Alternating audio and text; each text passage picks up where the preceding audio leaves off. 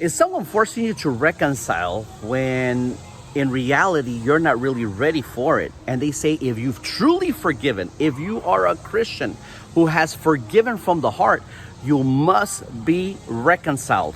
Well, I want to share something really quickly with you. We need to look at the biblical model and how it differs from forgiveness and reconciliation. Let me give you an example. When it comes to family pain, when it comes to backstabbing, the worst of the kind is someone who is really close to us, who's supposed to do the opposite and have our back no matter what. But in reality, some of the hardest lessons that we've heard in life are sometimes when we have been backstabbed by our own family.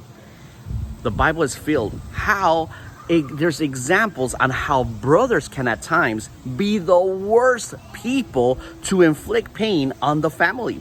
Think about it. When Cain and Abel, the very first murder in the Bible, we see it, and it was done by what? A brother. We have Jacob and Esau, where there was an ugliness that happened, a rivalry that happened, and Jacob ended up tricking his whole family, but it was because there was enmity, there was problems between what? Brothers. And then we have his son Joseph, who was betrayed and sold into slavery, and they made up a story that he had been killed.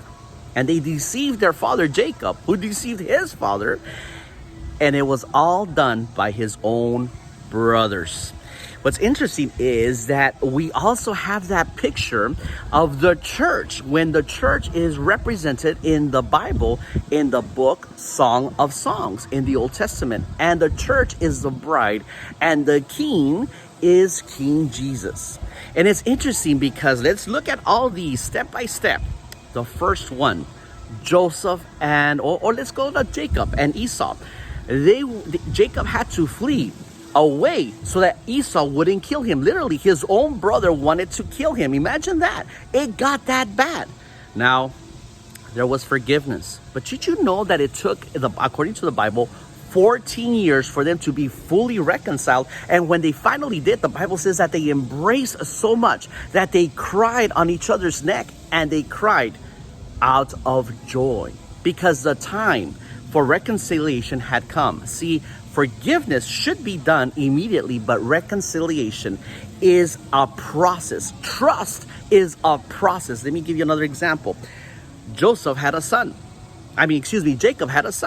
And his son Joseph then was sold into slavery, and it was a process of 20 years by the time that he saw his brothers again. And Joseph was in authority, and he could have used his authority to have vengeance on his brothers. Now, no, he did not take vengeance. Yes, he did forgive them, but the reconciliation and the trust was not immediately. He tested their hearts, and he had to make ways to make sure that his relationship with the innocent party, which was his brother, his little brother Benjamin, and his father Jacob, was going to be secure before there was full reconciliation. Please be careful.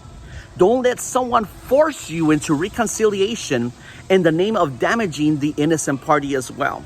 Now, this doesn't mean that you have to be stubborn. This doesn't mean that you have to stop the progress of reconciliation in the name of, I'm going to get back into them and never again will I be reconciled. It could be that there's people that you can never be reconciled because it might be too dangerous and detriment to your safety. That's understandable. But if there is a way, seek God. But those of you who are praying for reconciliation and you have done wrong, be patient. Don't force it. Because if you force it, you will not have full, true trust and reconciliation. If you need more help, either in regards to Christian counseling, pastoral care, or even setting up a deliverance session virtually, please reach out. And reach out to our email, send us your request, and we're here to help you. If you're in town, I want to see you at Walk on Water Church, where you will experience the power of God. I'll see you soon. God bless you.